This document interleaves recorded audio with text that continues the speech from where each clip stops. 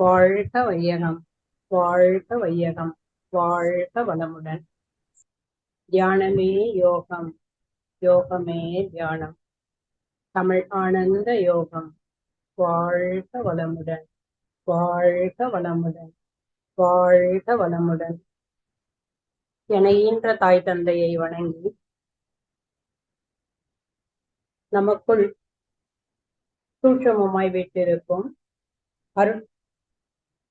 அருட்கருணை மகரிஷி ஐயா அவர்களை வணங்கி நம்முள் உறைந்து நிற்கும் இறையாற்றலை வணங்கி இனிய தடத்தை நன்மணி ஐயாவை தலைமையாக கொண்டு இயக்கியும் இயங்கியும் வருகின்ற அத்தனை அருட்தொண்டர்களையும் வணங்கி இந்த இணைப்பில் இணைந்துள்ள அருட்தொண்டர்கள் அனைவரையும் வணங்கி மகிழ்கின்றேன்.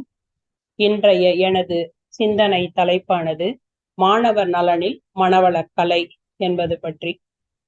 இப்ப இந்த தலைப்பை நான் ஏன் எடுத்தேன் அப்படின்னு நீங்க கேட்டீங்க அப்படின்னா, நாம இந்த தடத்துல பேசுறது ஏதோ காதுல வாங்குறோம், பேசுறோம், ஒரு 10 நிமிஷம் அமைதியா உட்காடுறோம், பேசுறோம், கேட்கறோம், போறோம், இந்த காதுல வாங்கி அந்த காதுல விடுற இந்த விஷயம் எல்லாம் இல்லைங்க.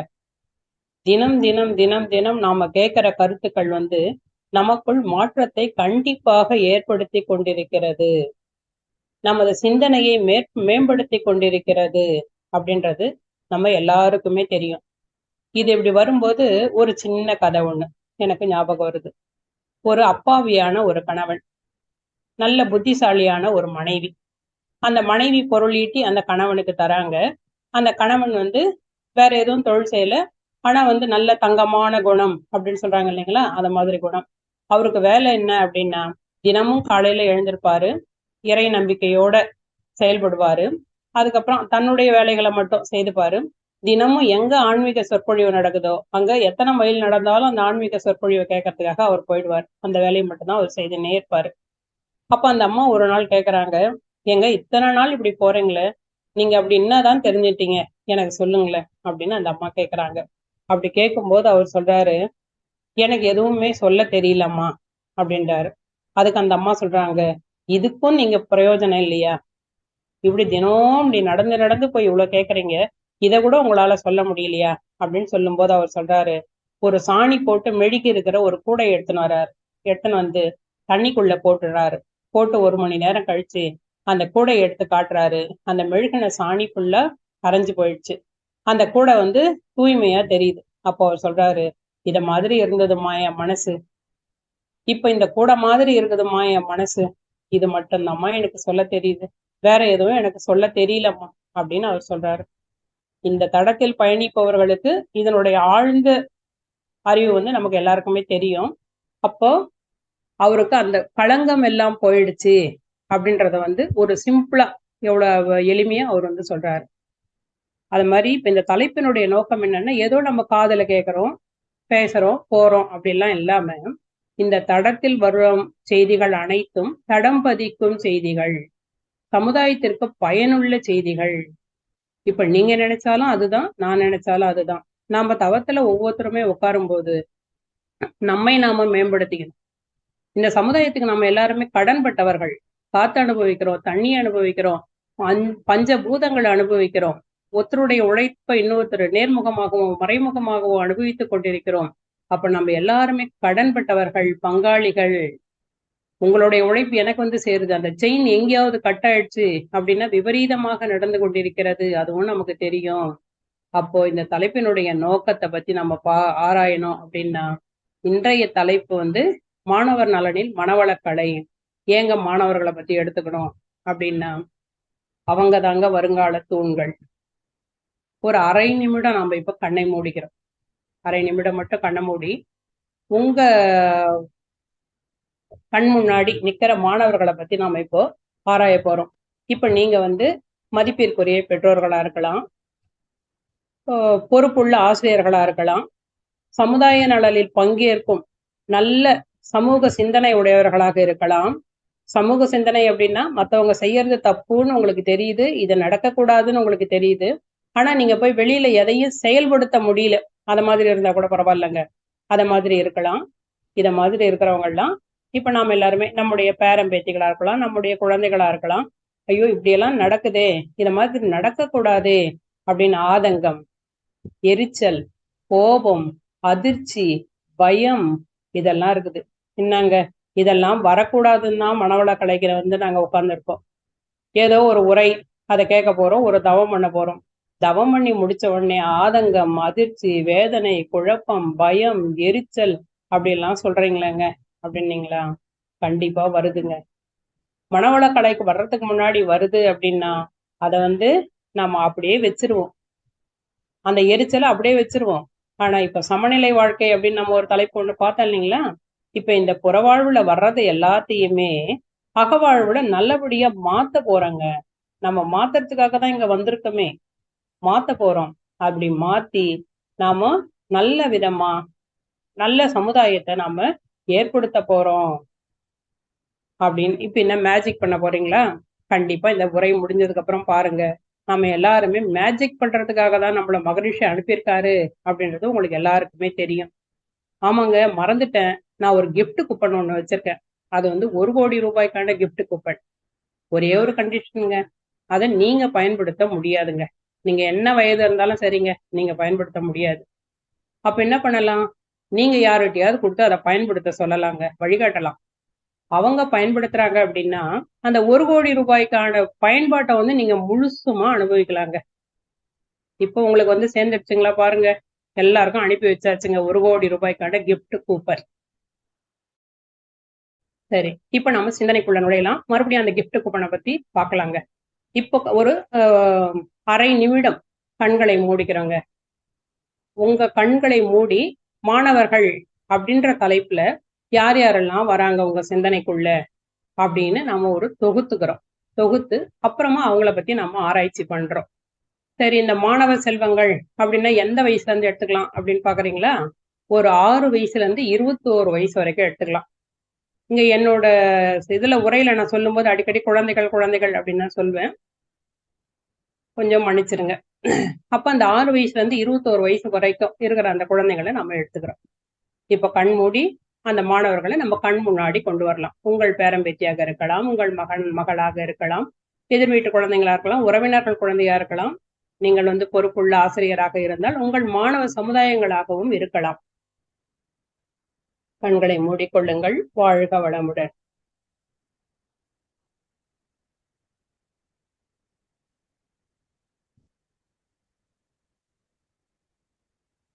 வாழ்க வளமுடன். இப்ப உங்க கண் முன்னாடி ஒரு குறிப்பிட்ட மாணவர்கள், அதாவது உங்களுடைய குழந்தைகளா இருக்கலாம், அவங்க வந்துட்டாங்களாங்க. இப்ப நான் அவங்களை எப்படி பிரிக்க போறேன் அப்படின்னா 6 வயசுல இருந்து 10 வயசு வரைக்கும் ஒரு குழு. இப்ப இந்த 6 வயசுல இருந்து 10 வயசுக்குள்ள இருக்காங்க இல்லைங்களா, அவங்கள பத்தி ஒரு சில கேள்விகள் உங்ககிட்ட நான் கேட்க போறேன். அதுக்கு நீங்க மனசுக்குள்ள ஒரு பதில நீங்க உருவாக்கி வச்சுக்கோங்க. அவங்க காலையில எழுந்த உடனே பல்லு தேய்க்கிறாங்களா? சொல்லாம, அப்பா அம்மா கத்தாம சொல்லாம அவங்க பல் தேய்க்கிறாங்களா? கழிவறைக்கு செல்றாங்களா அவங்களே? காலை கடனை சரியா முடிக்கிறாங்களா? குளிக்கிறாங்களா? தலைக்கு எண்ணெய் தடவுறது, குளிக்கிறது, அவங்களுடைய வேலையை அவங்க செய்யறது, புத்தகத்தை எடுத்து அடுக்கிறது, சரியாக காலை உணவை, சரியான உணவை சரியா சாப்பிடுறது, மீதமில்லாமல் சாப்பிடுறது, சாப்பிட்டு அந்த தட்டை எடுத்துன்னு போயிட்டு உரிய இடத்தில், குறைந்தபட்சம் உரிய இடத்தில் வைக்கிறாங்களா? தன்னுடைய ஷூவை தானே போட்டுக்கிறாங்களா? பெத்தவங்களுக்கு எந்த இடரும் இல்லாமல் அவர்கள் பள்ளிக்கு கிளம்புகிறார்களா? இப்போ இந்த கேள்விகள்லாம் உங்ககிட்ட இருந்து ஒரு பதில் வந்திருக்கு இல்லைங்களா? அடுத்து பார்க்க போறோம். 10 வயசுல இருந்து 15 வயசுக்குள்ள இருக்கிற குழந்தைங்க பார்க்க போறோம். இப்ப ஏற்கனவே சொன்னேன் இல்லைங்களா, அந்த கேள்விகளோட பெற்றோர்களுக்கு சிறு சிறு உதவிகள் ஏதாவது செய்யறாங்களா? என்னங்க சிறு சிறு உதவிகள் இவங்க செய்வாங்க அப்படின்னு நீங்க கேட்பீங்க. பெத்தவங்க அப்பா அம்மா துணியை துவைச்சு வச்சாங்க அப்படின்னா அந்த துணியை காய போடலாம். பாத்திரத்தை தேய்ச்சி வச்சா அந்த பாத்திரத்தை எடுத்து கவுத்து வைக்கலாம். டிஃபன் எடுத்துன்னு போயிட்டு அப்பா கிட்ட கொடு, தாத்தா கிட்ட கொடு, பாட்டி கிட்ட கொடு அப்படின்னா கொடுக்கலாம். சரி, இதெல்லாம் காலையில செய்ய முடியாதுங்க, அதெல்லாம் வேண்டாங்க. அவங்களுடைய வேலையை அவங்க செய்துக்கிறாங்களா? பரபரப்பு இல்லாம அவங்களுடைய வீட்டு பாடத்தை எழுதுறது, படிக்கிறது, இந்த வேலையெல்லாம் அவங்க செய்துக்கிறாங்களா அப்படின்னு பாருங்க. சரி, இப்ப இந்த 15 வயசுக்குள்ள இருக்கிற மாணவர்களை பார்த்துட்டோம். டிவியில நிறைய நேரத்தை பொழுது போக்குறாங்களா? கைபேசியை நிறைய நேரம் எடுத்து அதுல பொழுத கழிக்கிறாங்களா? யாருக்கிட்டையாவது போன்ல பேசினே இருக்காங்களா? வாட்ஸ்அப் பாக்குறாங்களா, தேவையில்லாத யூடியூப் சேனலை பாக்குறாங்களா, இதெல்லாம். இப்ப இந்த கேள்விகள்லாம் நீங்க உங்க மனசுக்குள்ள ஒரு பதில் வந்துடுச்சுங்க. இப்ப 15ல இருந்து 21 வயசு. இப்ப மேற்கண்ட அந்த 6 வயசுல இருந்து சொன்னேன் இல்லைங்களா, அதுக்கும் மேல இந்த 21 வயசுல இருக்கிறவங்க தானும் சமுதாயத்தின் ஒரு பிரதிநிதி அப்படின்ற உணர்வோட பொறுப்பாக நடந்து கொள்கிறார்களா? அது என்ன பொறுப்பா நடந்துக்கிறது? ஒரு ஆண்மகனா இருந்தா ஒரு பெண்ணை பார்க்கும்போது கண்ணியத்தோடு பார்க்கணும். ஒரு பெண் குழந்தையா இருந்தாங்க அப்படின்னா கண்ணியமா உடை உடுத்தணும். வெளியில போகும்போது குறிப்பிட்ட வார்த்தைகளை பேசணும். இதை இவ்வளவுதான் பேசணும், இதுக்கு மேல பேசக்கூடாது. பெரியவர்கள் கிட்ட மரியாதையா நடந்துக்கிறாங்களா? கைபேசியை தேவையான அளவுக்கு மட்டும் உபயோகிக்கிறாங்களா? இப்படியெல்லாம் நாம ஒரு பட்டியலிடுவோம். இதுக்கு மேல நமக்கு தெரியுங்க. எதை எதெல்லாம் செய்தா நல்லா இருக்கும், செய்யல அப்படின்னா நல்லா இருக்கும் அப்படின்னு நமக்கு தெரியுங்க. நேரத்தோட தூங்குறாங்களா, நேரத்தோட விழிக்கிறாங்களா அப்படின்னு நம்ம பார்க்கணும். அப்போ இதெல்லாம் நீங்க பதில் சொல்லிட்டீங்க. இப்போ காலையில எழுந்த உடனே கழிவறை போகிறாங்களா, கழிவறையை தேடுறாங்களா அப்படின்றத கவனமா பார்க்கணுங்க. என்னங்க மறுபடியும் மறுபடியும் கழிவறை கழிவறைன்றீங்க உட்கார்ந்ததுல இருந்து அப்படின்னு சொல்றீங்களா? மலச்சிக்கல் தாங்க நலச்சிக்கல். மலம் தேங்கினால் நலம் தேங்கும். இப்ப 50 வயசுக்கு மேல இருக்கிறவங்க, 40 வயசுக்கு மேல இருக்கிறவங்க காலையில கண் விழிச்ச உடனே கழிவறையை நோக்கி ஓடுவாங்க. அதை நம்ம பழக்கப்படுத்தி வச்சிருக்கோம். அந்த உடலை பழக்கப்படுத்தி வச்சிருக்கோம். ஆனா இப்ப இந்த குழந்தைங்கள, அதாவது நம்ம 6ல இருந்து 21 வயசு வரைக்கும் பார்த்தோம் இல்லைங்களா, அவங்க காலையில கண்ணு விழிச்ச உடனே எதை பாக்குறாங்க அப்படின்னா கைபேசியை தான் பாக்குறாங்க. அந்த ஸ்டேட்டஸ பார்க்கணும், தான் ஒரு ஸ்டேட்டஸ போடணும். இத கடமையாவே வச்சுட்டு இருக்காங்கங்க. இது நமக்கு தெரிஞ்சது. என்னங்க உட்கார்ந்ததுல இருந்து குறை சொல்லணும் அப்படின்னே உட்கார்ந்துட்டு இருக்கீங்களா? இல்லைங்க, குறை சொல்றது இல்லை என்னோட நோக்கம். நான் ஏற்கனவே சொன்னேன் இல்லைங்களா, அந்த ஆதங்கம், எரிச்சல், வேதனை, பயம், எதிர்பார்ப்பு இதெல்லாம் இருக்குது இல்லைங்களா, இதெல்லாம் இருக்குங்க. இப்ப இதுக்கெல்லாம் நீங்க பதில் சொல்லிட்டீங்க. ஆமாங்க அப்படின்னு ஒரு 60% பதிலாவது வந்திருக்கும். இல்லைங்க, நீங்க சொன்ன இந்த கேட்டகரியில எதுவுமே எங்களுடைய குழந்தைங்க இப்ப என் மனக்கண் முன்னாடி வந்த குழந்தைங்கள்லாம் இல்ல அப்படின்னு நீங்க சொல்றீங்க அப்படின்னா வாழ்த்துக்கள், வாழ்த்துக்கள், வாழ்க வளமுடன். இப்போ அடுத்துதான் நம்ம போலாம். சரி, இப்ப இப்படி எல்லாம் ஏங்க நடந்தது? இந்த மாற்றம் எல்லாம் ஏன் நடந்தது? இப்ப நாம சொல்வோம், என் வயசுல நாங்க இப்படி எல்லாம் பார்த்தது இல்ல. ஒரு 50 வயசுக்கு மேல இருக்கிறவங்களுக்கு அப்படின்னு ஒரு நடத்தை நடைமுறை நம்ம வச்சிருக்கோம். நாங்க இப்படி எல்லாம் இருந்தது இல்ல அப்படின்னா, கூட்டு குடும்பம் சிதைஞ்சு போச்சு. இது ரொம்ப ஷார்ட்டா எடுத்துக்கிறேன், இதுக்குள்ள போக வேண்டாம். கூட்டு குடும்பம் செதிஞ்சு போச்சு. அன்னைக்கு ஒரு வீட்டுல தாத்தா பாட்டினா மணக்கண் முன்னாடி இந்த தாத்தா பாட்டி பெரியம்மா பெரியப்பா சித்தப்பா சித்தி இவங்க எல்லாம் இருப்பாங்க. ஒரு குழந்தை வீட்டுல ஏதோ ஒரு தவறு செய்யுது. ஒரு சின்ன குழந்தை தவறு அப்படின்னா ஒரு கண்ணாடி பாட்டில் எடுத்து வேணும்னே அந்த குழந்தை போட்டு உடைக்குதுன்னு வச்சுக்கோங்க. அந்த பெரியம்மா வருவாங்க, வேகமா அந்த குழந்தைய திட்டுவாங்க, அடிக்கிறது போல ஒரு அடி அடிப்பாங்க. அடிச்சுட்டு இடுப்புல தூக்கி வச்சுப்பாங்க. அந்த அம்மா அதை பார்ப்பாங்க, ஓ பெரியம்மா நல்லது செய்யறாங்க அப்படின்னு அந்த அம்மா மனசு திருப்தியோடு போயிடுவாங்க. ஆனா இன்னைக்கு இது நடக்குதாங்க? இல்ல. இப்ப இந்த வீட்டுல இந்த குழந்தை நினைக்கும், நாம இவங்க எல்லாரோட கண்காணிப்புல இருக்கோம், பாசமும் இருக்குங்க அங்க. அவங்க எல்லாம் உண்மையான அக்கறை கொண்டவர்கள். அந்த பெரியம்மா, அந்த சித்தி, அந்த தாத்தா, அந்த பாட்டி, அந்த அத்தை எல்லாருமே உண்மையான அக்கறை கொண்டவர்கள். அதனால அந்த குழந்தைக்கு ஒரு அந்த பெரியவங்களுக்கு ஒரு மனசுல ஒரு திருப்தி இருக்கும். சரி, இப்ப அந்த குழந்தை அந்த வீட்டை விட்டு வெளியில இறங்கி வருது. நம்ம அந்த காலத்துல எப்படிங்க பழகி இருக்கோம்? ஜாதி மதம் அதெல்லாம் விட்டுடுங்க. எதிர் வீட்டுக்காரங்க எல்லாம் அத்தை பாட்டி தாத்தா மாமா சித்தப்பா இப்படிதான் சொல்லி கொடுத்துருக்கோம். நம்ம வீட்டுல 2 திண்ணை இருக்கும். தாத்தா பாட்டி இந்த திண்ணையில சேர் போட்டு உட்காந்துருப்பாங்க. மீதி இருக்கிற பெண்கள்லாம் அந்த திண்ணையில உட்காந்துட்டு இருப்பாங்க. அந்த திண்ணையில சேர் போட்டு உட்காந்துட்டு இருக்காரு இல்லைங்களா, அந்த தாத்தாவுக்காக இங்க ஒரு குறிப்பிட்ட வார்த்தைகளை அவங்க பேச மாட்டாங்கங்க. இதெல்லாம் ஒரு கட்டுக்கோப்பு. இவங்க பெரியவங்க முன்னாடி இதெல்லாம் பேசக்கூடாது அப்படின்னு. எல்லார் நலன்லயும் எல்லாருக்கும் அக்கறை உண்டு. இதுல சில பலவீனங்கள், இதுல சில குறைகள் இருக்கலாம். நாம இந்த நிறைகளை மட்டும் இங்க நம்ம பார்க்கலாம். அப்ப அந்த தெருவுல அந்த குழந்தை நடந்து போறான். அதே மாதிரி அந்த குழந்தை தெருவுல ஏதோ ஒரு குறும்பு பண்றான். அந்த எதிர் வீட்டு மாமா அத்தை பாட்டி சித்தப்பா அப்படின்னு இருக்காங்க இல்லைங்களா, வேறு வேறு இனமாக இருந்தாலும் மதமாக இருந்தாலும் எப்படி இருந்தாலும் அவங்க அந்த குழந்தைய உரிமையா கண்டிப்பாங்க. அந்த பெத்தவங்க பெரியவங்க கிட்ட சொல்லுவாங்க, அம்மா அப்பா கிட்ட சொல்லுவாங்க. சொல்லும்போது ஆமா இப்படி எல்லாம் நடந்துக்க கூடாது அப்படின்னு அம்மா அப்பா சொல்லுவாங்க. இதையும் தாண்டி அந்த குழந்தை ஸ்கூலுக்கு போறான். அப்படி போகும்போது பள்ளியில நடக்கிற விஷயத்துக்கு நாம சொல்லி அனுப்புவாங்க அப்பா அம்மா. பள்ளியில போய் நீ எதையாவது பண்ண அப்படின்னா அங்க ஆசிரியர்கிட்ட நான் சொல்லி வச்சிருக்கேன், உன்னோட தோலை உரிச்சு உப்பு கண்டம் போட சொல்லியிருக்கேன் அப்படின்னு நம்ம சொல்லி அனுப்பியிருக்காங்க நம்மளெல்லாம்.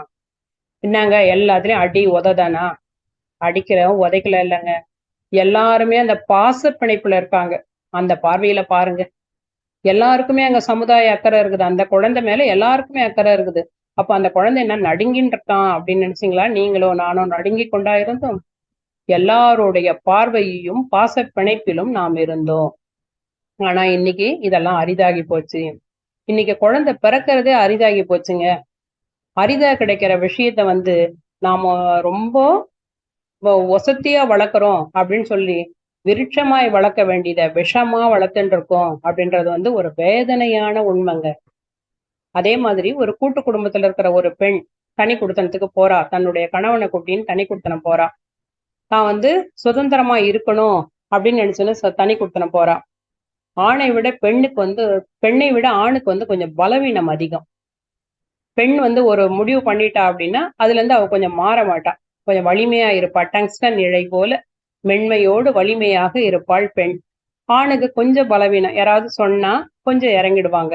அப்படி அந்த ஆண்கள் வெளியில போகும்போது சில நண்பர்களோட சேர்ந்து சில தகாத பழக்கங்கள்லாம் வந்துட்டு அந்த பெண் மட்டும்தான் அந்த வேதனையெல்லாம் அனுபவித்துக் கொண்டிருக்கிறாள்.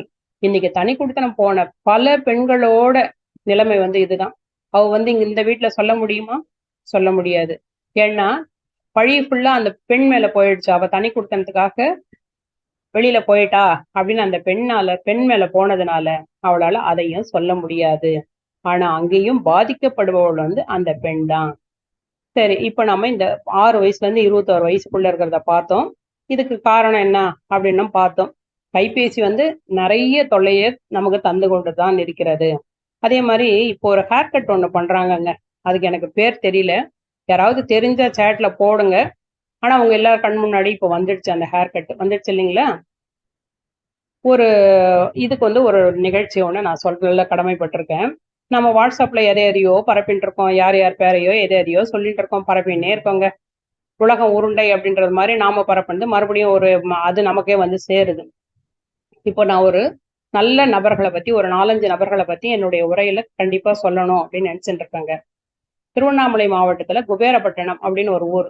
அங்க சரவணன் வெங்கடேஷ் அப்படின்னு 2 அண்ணா தம்பி 2 பேரும் முடி திருத்துற கடை வச்சிருக்காங்க.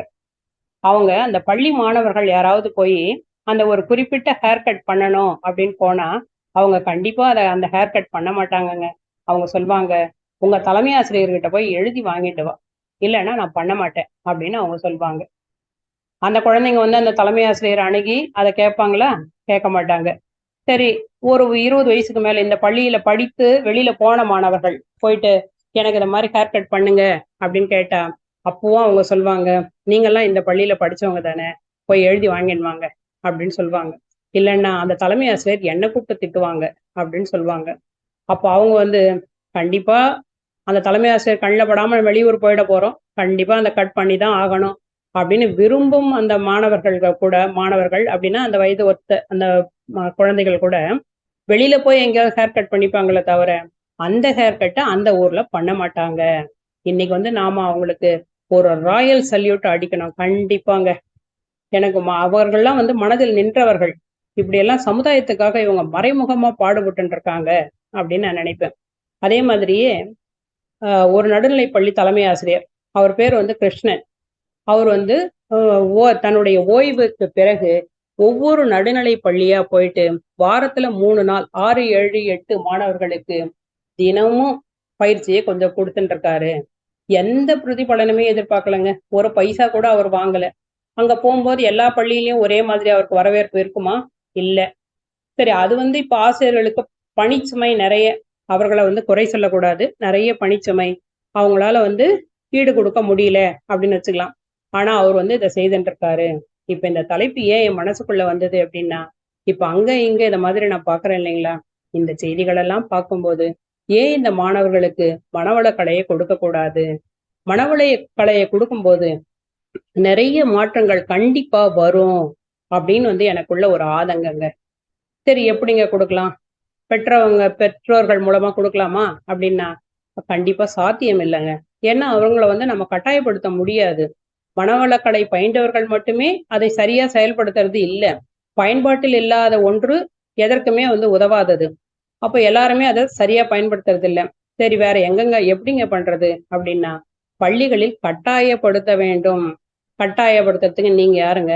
கண்டிப்பாங்க ஒரு மருத்துவர் ஆபரேஷன் வேணும், அறுவை சிகிச்சை வேணும் அப்படின்றத நோயாளியை கேட்டு முடிவு பண்றது இல்லைங்க.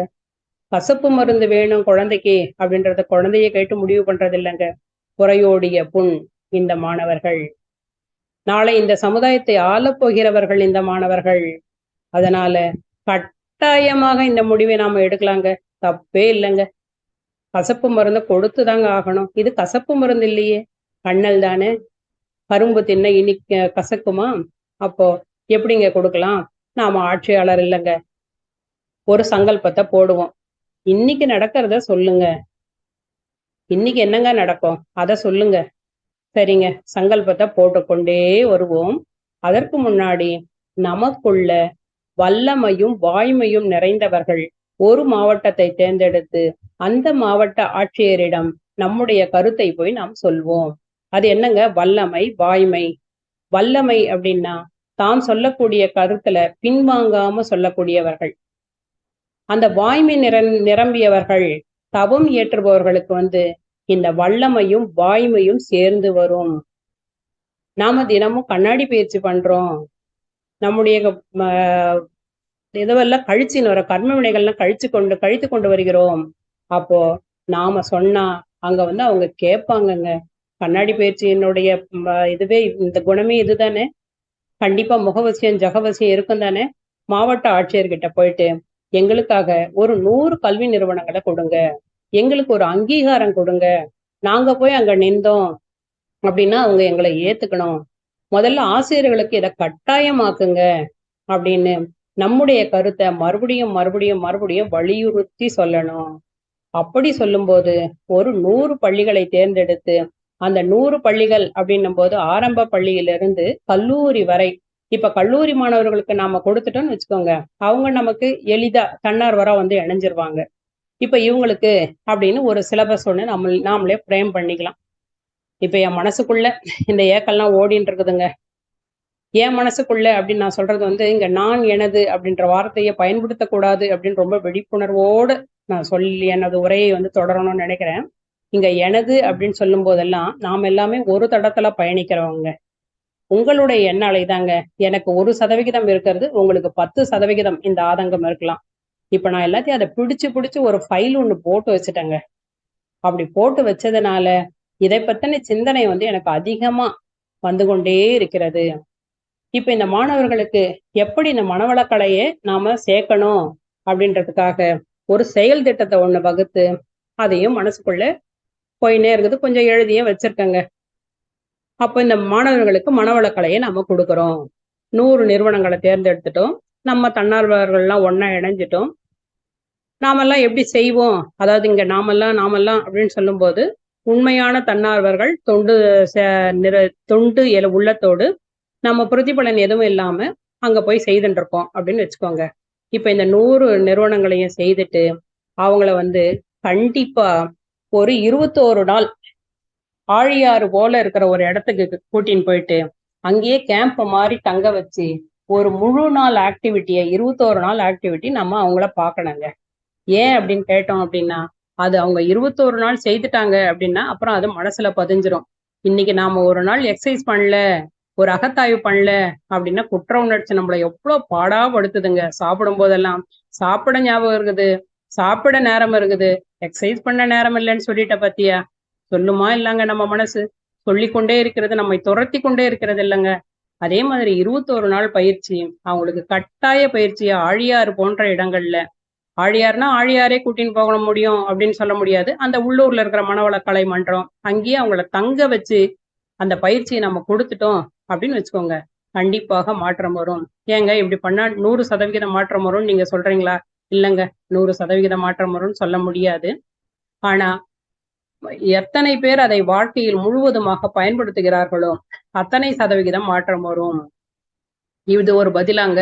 ஆமா, ஆசிரியர்கள் அதுக்கு முழுசா ஈடுபாடு இருக்கணும், பெற்றோர்கள் அதுல ஈடுபாடு இருக்கணும். நாளடைவுல இது எல்லாரையுமே போய் கண்டிப்பா சேர்ந்துடும். ஹேபிட் அப்படின்னு நம்ம எடுத்துக்கிறோம் இல்லைங்களா, அந்த பழக்கம்.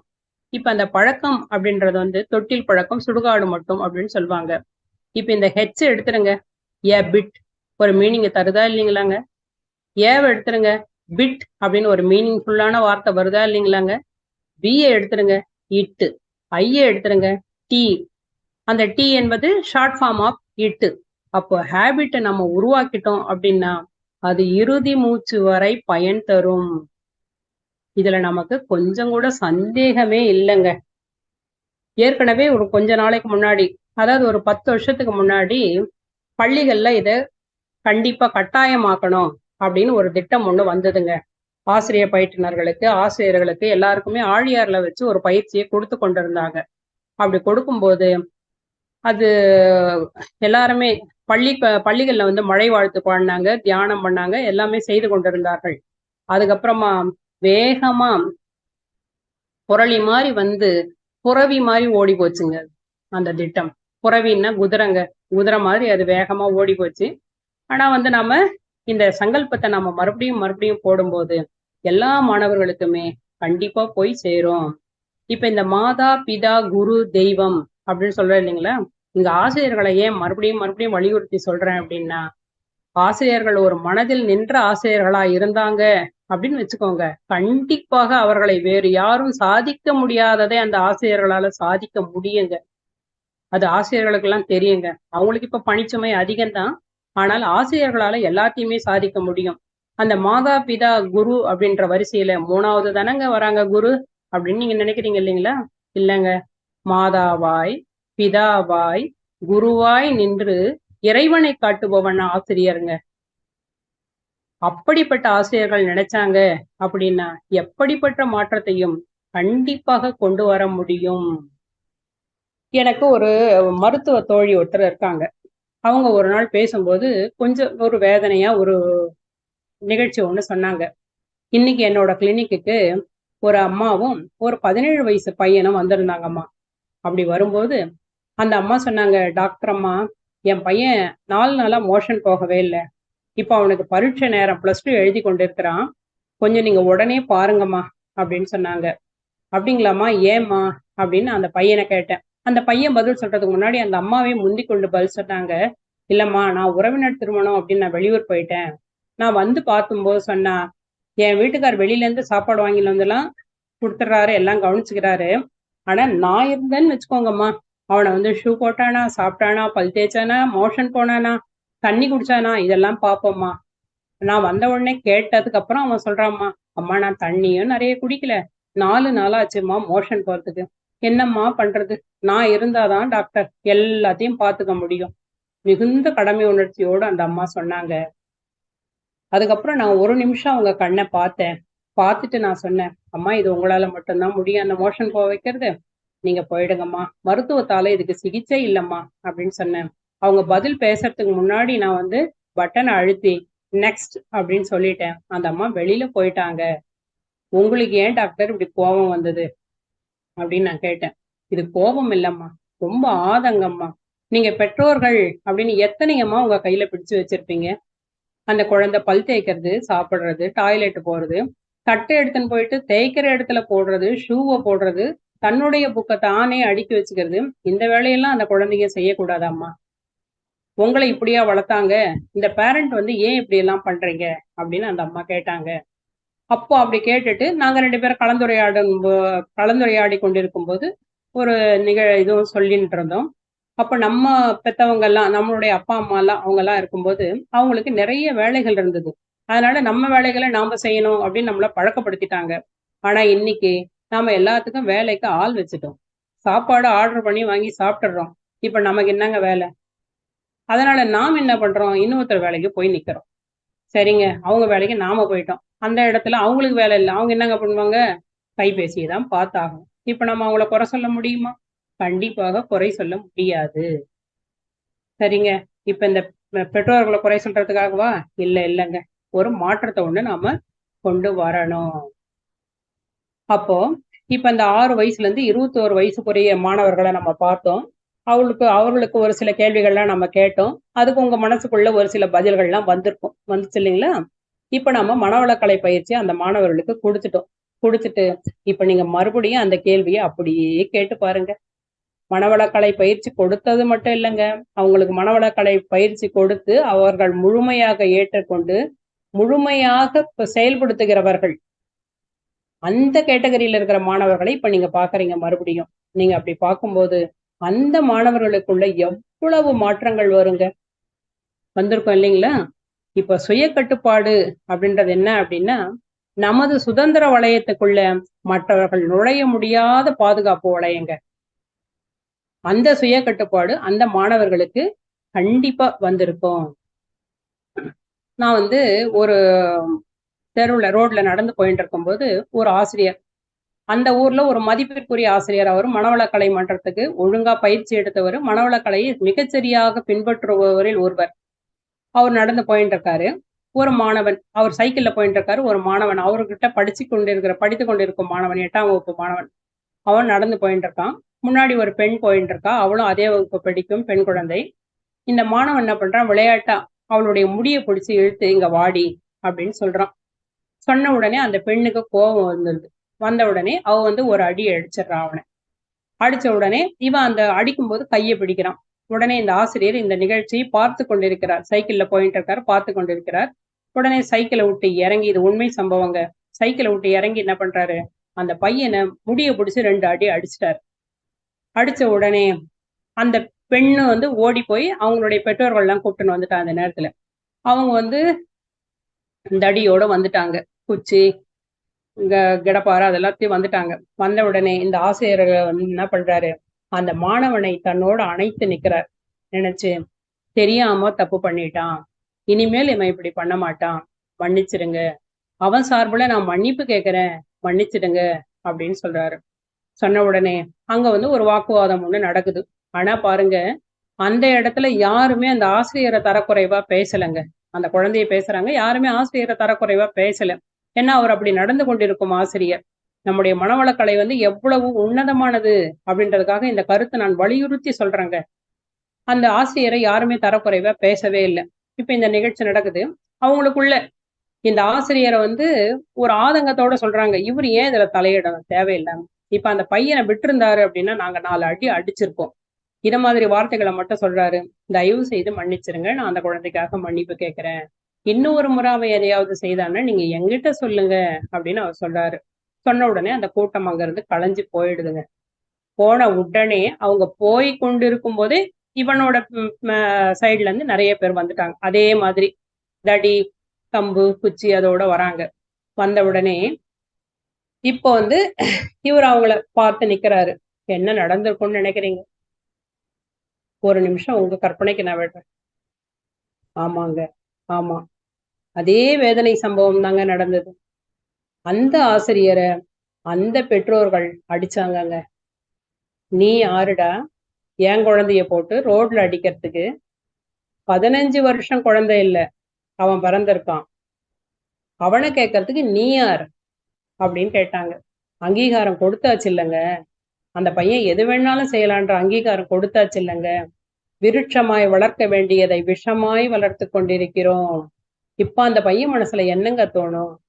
எது சரி தப்பு அப்படின்னு இப்ப அவனுக்கு பிரிச்சு பார்க்க தெரியாது. நம்மள அடிச்சது தப்புன்னு அவன் நினைப்பான், ஆசிரியர் பண்ணது தவறுன்னு அவன் நினைப்பான். அந்த ஆசிரியரோட அரவணைப்புல இருந்து அவர் காப்பாத்தினாரே, அப்ப நினைச்சிருப்பான் நம்ம பண்ணது தப்பு, நம்ம ஆசிரியர் இங்க வரல அப்படின்னா நமக்கு என்ன நடந்திருக்கும்னு நினைச்சிருப்பான். ஒரு நிமிஷம் இந்த சிந்தனையே மாத்தியாச்சு இல்லைங்களா? இப்ப அந்த ஆசிரியரை போட்டு அடிக்கிறாங்க, மன்னிப்பு கேளு அந்த பையன்கிட்டன்னு சொல்றாங்க. அதே வாயால் மன்னிப்பு கேட்கிறார் அந்த ஆசிரியர்.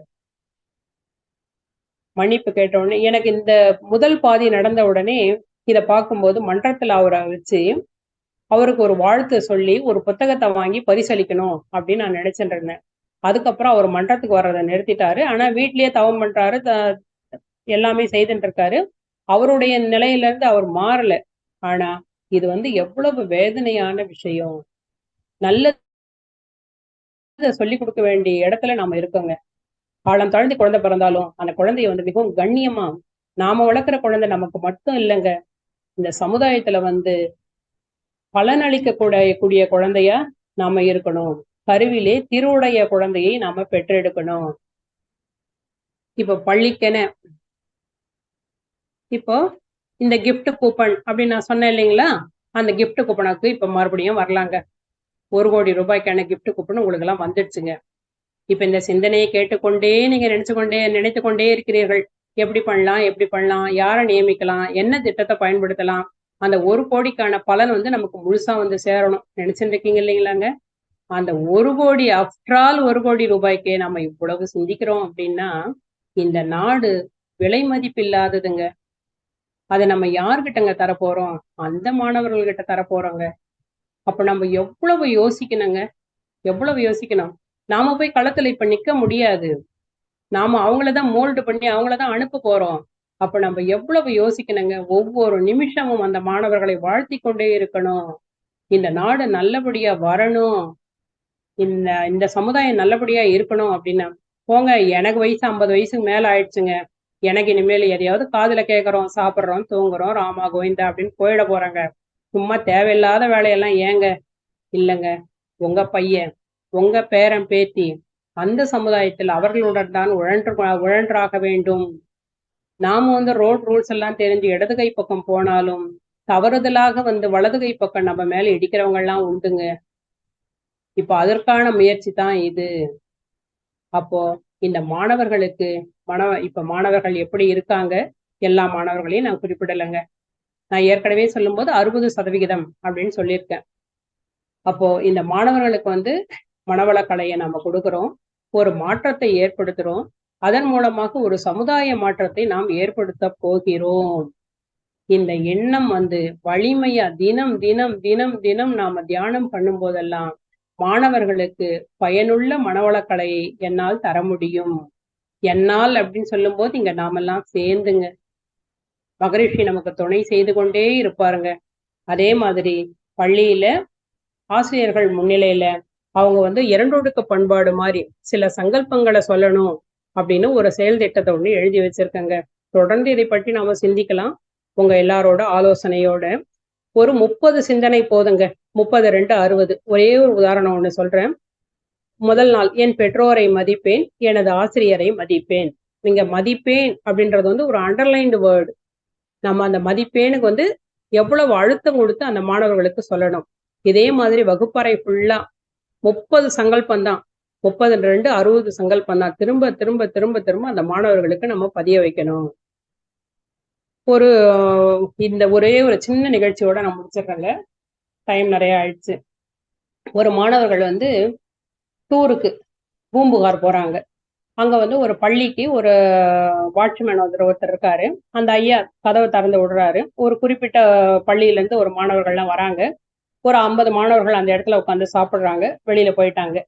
இன்னொரு பள்ளியில இருந்து ஒரு குறிப்பிட்ட மாணவர்கள் உள்ள நுழையிறாங்க. இந்த மாணவர்கள் சாப்பிடுறாங்க. இந்த மாணவர்கள் சாப்பிட்டு கொண்டு இருக்கும்போது இந்த ஆசிரியர்கள் தனியா உட்காந்து சாப்பிடுறாங்க, இந்த மாணவர்கள் தனியா உட்காந்து சாப்பிடுறாங்க. இப்ப அந்த ஐயா வராரு, காவலர் ஐயா வராரு. வந்த உடனே அந்த வாட்ச்மேன் ஐயா பாக்குறாரு.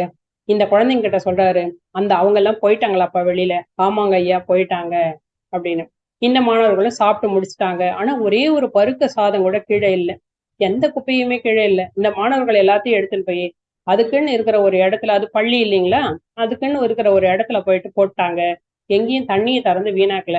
அப்போ அந்த ஐயா கேக்குறாரு, அந்த ஆசிரியர்கிட்ட சொல்றாரு, பரவாயில்லைங்க, ரொம்ப நன்றி, நான் இத மாதிரி மாணவர்களை பார்க்கல, அந்த பசங்க எப்படி எல்லாம் பண்ணிட்டு போயிருக்காங்க பாருங்க அப்படின்னு அவர் சுட்டி காட்டுறாரு. அவருங்க சுட்டி காட்டி கொண்டு இருக்கும் போதே இந்த மாணவர்கள் போய் அவங்க போட்ட குப்பையெல்லாம் இங்க ஆசிரியர்கள் சொல்லலைங்க. ஆனா அந்த மாணவர்கள் அந்த மாணவர்கள் போட்ட குப்பையெல்லாம் போய் எடுக்கிறாங்க. அப்படி எடுக்கும்போது அப்புறமா அதை ஆராய்ச்சி பண்ணி பார்க்கும்போது தெரிஞ்சது, அந்த மாணவர்கள் மனவளக்கலை பயிற்சி பெற்ற ஆசிரியர்களிடம் பயின்றவர்கள் அப்படின்றத அந்த காவலாளி தெரிஞ்சுக்கிறாரு. தெரிஞ்சு அவரும் வாழ்க வளமுடன், வாழ்க வளமுடன், உங்களை நான் மனநிறைவோடு வாழ்த்துகிறேன் அப்படின்னு சொல்லி அனுப்பிச்சாருங்க. அப்ப இதெல்லாம் சாத்தியமா அப்படின்னா, சத்தியமாய் சாத்தியம். இந்த மாணவ செல்வங்களை, நம்ம வீட்டுல இருக்கிற குழந்தைகளை, நம்ம சுத்தி இருக்கிற குழந்தைங்களை, நம்முடைய மாணவர்களை கண்டிப்பாக நாம் இது போன்று உருவாக்குவோம். இப்பெல்லாம் ஆசிரியர்கள் ரொம்ப பொறுப்போட நடந்துக்கிறாங்க.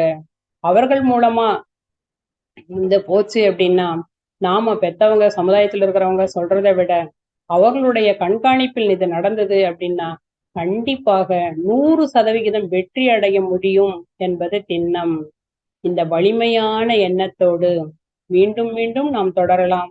பள்ளிக்கான நிறைய செயல் திட்டத்தை மனசுக்குள்ள தேக்கி வச்சுருக்கேன். என்னங்க நீங்க வச்சிருக்கீங்கன்னா இல்லைங்க. உங்களுடைய எண்ணங்கள்லாம் அதுதான் நான் ஏற்கனவே சொன்னேன் இல்லைங்களா? ஒரு ஃபைல் போட்டு புடிச்சு வச்சுட்டு இருக்கேங்க. அந்த ஃபைல மட்டும்தாங்க, அதுல மட்டும்தான் நிறைய சேகரிப்பை சேர்த்து வச்சுட்டு இருக்கேன். அந்த குழந்தைங்க மேல இருக்கிற ஆசை, அந்த சமுதாயத்தின் மேல இருக்கிற ஆதங்கம். இப்ப இந்த ஆதங்கம், பற்று, எரிச்சல், கோபம் இது எல்லாத்தையும் நம்ம மாணவர்களுக்கு நல்ல சமுதாய மாணவர்களாக பிரதிபலிக்கிற மாதிரி நாம மாற்றி தரப்போகிறோம். கண்டிப்பாக மாணவர் நலனில் மனவளக்கலை பயன்பெறும். நல்ல மாணவர்களை நம்மால் உருவாக்க முடியும் என்று மகரிஷியின் துணையோடு வேண்டி இறைஞ்சி வாழ்த்தி வணங்குகிறேன். வாழ்க வளமுடன். இதுவரை இந்த சிந்தனை உரையை தொடர்ந்து கேட்ட அத்துணை அருட்தொண்டர்கள் அனைவரையும் வணங்கி மகிழ்கின்றேன். வாழ்க வளமுடன், வாழ்க வளமுடன், வாழ்க வளமுடன். ஏதேனும் குறை இருப்பின் மன்னித்தருள்கள். வாழ்க வளமுடன், வாழ்க வளமுடன், வாழ்க வளமுடன்.